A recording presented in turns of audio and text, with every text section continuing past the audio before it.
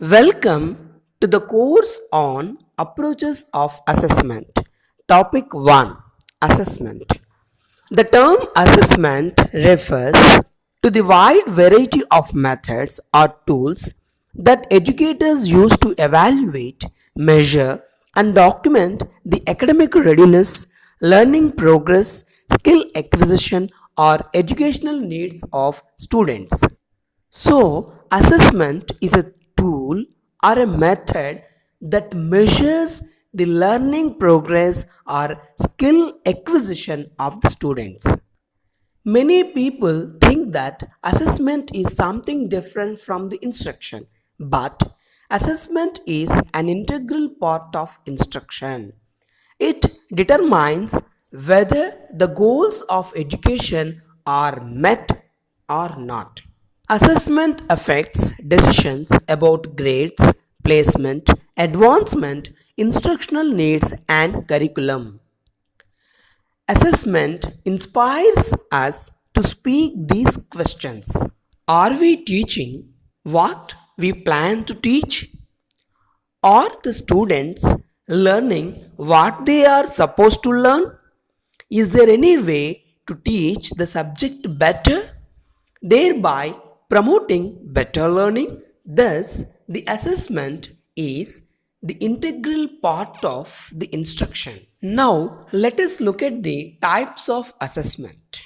Assessment for learning or formative assessment, assessment of learning or summative assessment, assessment as learning or self-assessment. Now, let us look at what is the formative assessment is. Formative assessment. Assessment for learning or formative assessment assess students' progress and learning needs during the instruction. Generally, teachers ask some questions after teaching for a few minutes to check whether they are understanding or not. This is what assessing the student's progress and learning during the instruction, which is known as assessment for learning or formative assessment. Here, teachers provide feedback to students about their learning and how to improve. Coming to summative assessment or assessment of learning, which assesses what students have learned.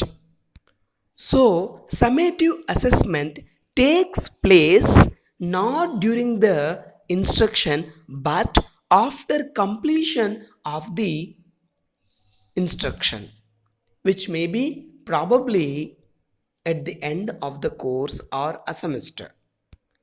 Here, students' competence may be shown in the form of marks or grades. So, students' competence may increase or decrease their motivation.